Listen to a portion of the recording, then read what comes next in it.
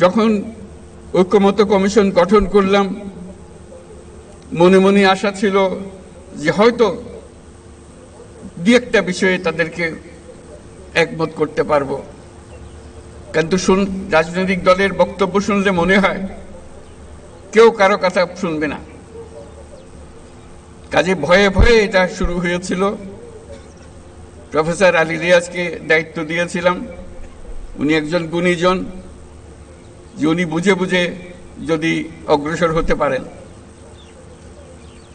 অবাক কাণ্ড, সারা দেশ দেখল, সমস্ত রাজনৈতিক দল শুধু আলাপে বসলো না, চমৎকার আলাপ করলো, এত গভীরভাবে, এত গভীর জ্ঞানের সঙ্গে তাদের মধ্যে আলোচনা হলো, এত সৌহার্দ্যের সঙ্গে আলোচনা হলো, এটা না দেখলে আমাদের বিশ্বাস হতো না।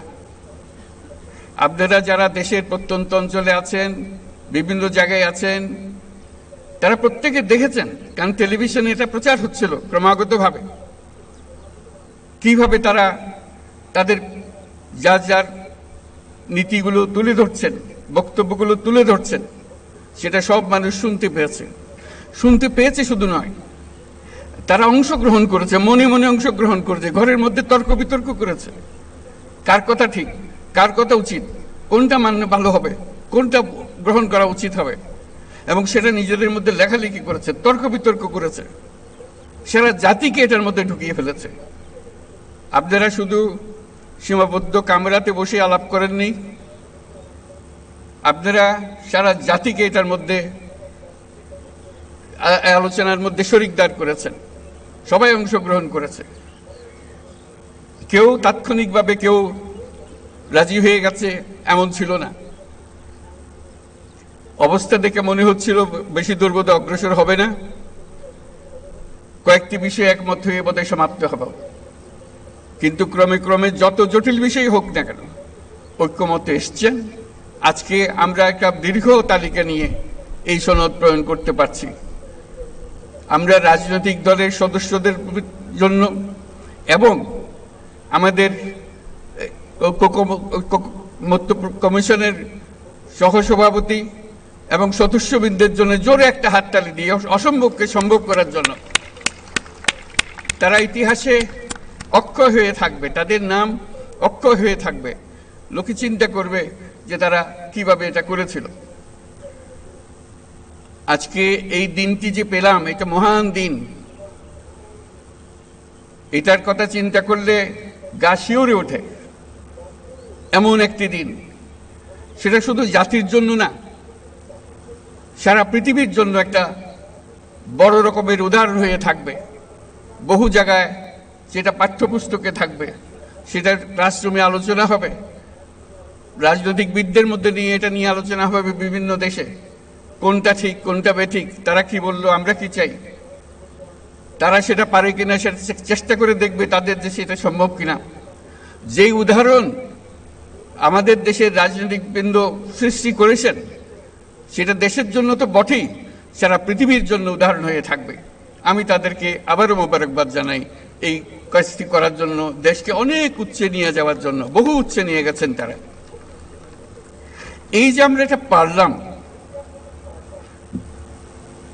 একটা কমিশন বসিয়ে একমত করার চেষ্টা করা, এই যে কমিশন বসানো হলো, এই সুযোগ যারা দিল, যার কারণে হলো, তাদের কথা আমরা একবার স্মরণ করি।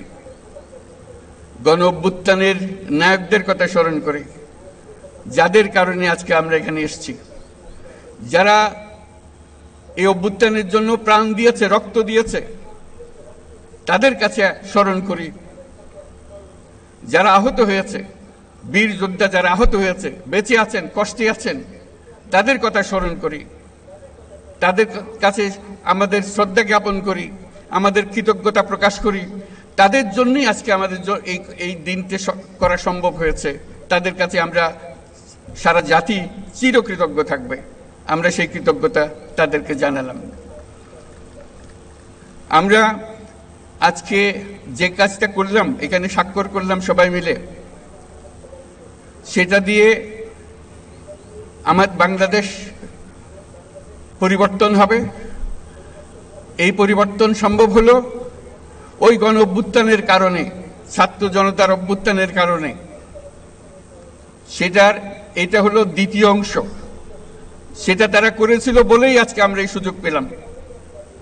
আমরা পুরনো কথাবার্তা সব পাল্টে ফেলে নতুন কথাগুলো আমাদের জীবনে নিয়ে আসলাম, আমাদের জাতীয় জীবনে নিয়ে আসলাম, আমাদের সংবিধানের পরিবর্তনের মধ্যে নিয়ে আসলাম, আমাদের অন্যান্য বিষয়ে সরকার চালানোর বিষয়ে নিয়ে আসলাম। অনেক বিষয় এসছে এই পরিবর্তনের ভেতরে। এই পরিবর্তন এখন আমাদের সামনের দিকে এগিয়ে নিয়ে যাবে। আমরা সেই পথে অগ্রসর হব। আমাদের জন্য আজকে নবজন্ম, আমাদের নবজন্ম হলো আজকে। এই স্বাক্ষরের মাধ্যমে আমরা নতুন বাংলাদেশের সূচনা করলাম। সেটা যেন সঠিকভাবে আমরা যেতে পারি, এটার জন্য আমরা আল্লাহর মেহেরবানি চাই, যাতে করে আমরা এটার থেকে বিচ্যুত না হই। আমরা একমত হয়েছি, এই একমত সুন্দরভাবে পরিচালনা করা, সামনের দিকে নিয়ে যাওয়া কিভাবে আমাদের কাছে সম্ভব হয়।